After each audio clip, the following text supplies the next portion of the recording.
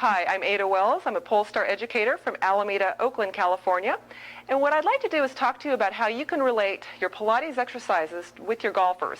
One of the things that is very important with golfers and with regards to training movement is that we learn how to do a movement, if they need to work on a movement pattern, first in a foreign environment, which I'm going to have Lisa on the floor here, which obviously is not the position we would normally play golf, and then we would then bring it up to a familiar position once they are able to master it in a supported position.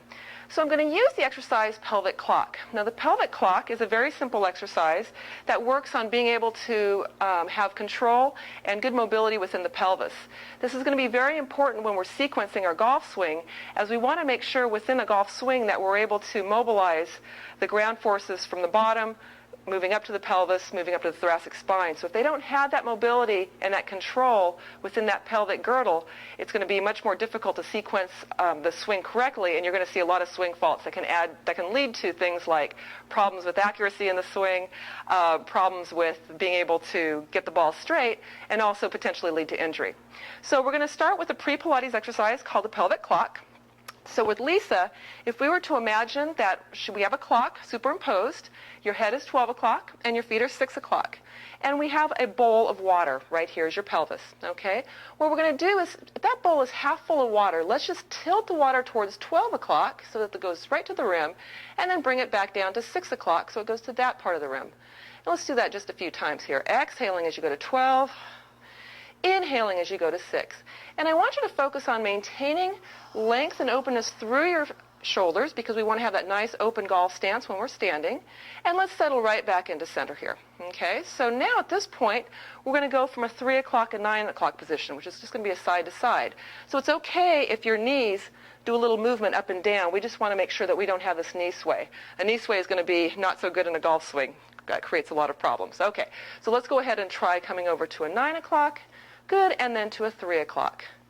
Back and forth, and you look wonderful. One of the things that we're watching for is that we don't see any overflow in the upper body, that she's keeping that length within the trunk. Good, and then just come back to center. All right. So now that she's had a chance to experience this in our foreign environment, let's go ahead and come on up to standing and see what happens when we bring her up into more of a familiar environment, which would be a loaded position and in her golf address position. Let's start actually facing this direction, okay? And you're going to have your feet maybe like a golf stance. It'll be just maybe a little wider than your hips. And you're going to go ahead and hinge from your hips. Okay, and from this position, what we want to see is how well she's able to do a pelvic tilt. So without anything else moving up above, let's go ahead and bring that pelvis to 6 o'clock. There you go, and exhaling to 12 o'clock. Good. Inhaling to 6, exhaling to 12.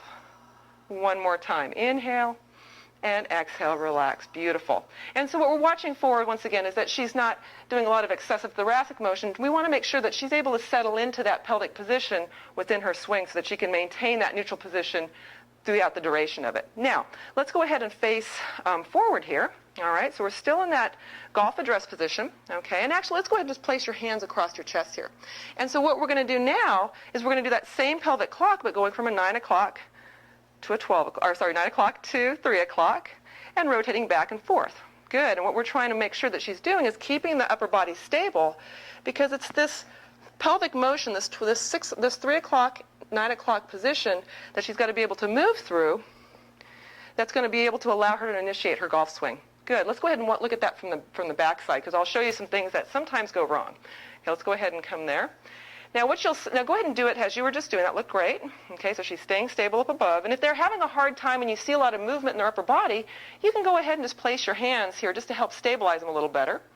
Good. And so we're getting that movement back and forth. Now, what you might see them do is you might see a little bit of this lateral motion here. So we don't want to have any merengue here. We want to make sure that we have that nice rotational motion. Okay, and let's go ahead and come on back. We'll face forward. So these are great ways to be able to relate just a simple pre-Pilates exercise to your golfers. And once again, the more that they're able to see where that comes into their golf swing, the more likely they're going to be compliant, and they're going to really want more. So we look forward to seeing you next time at one of our advanced teacher training courses. My name is Ada Wells, and thank you for joining us.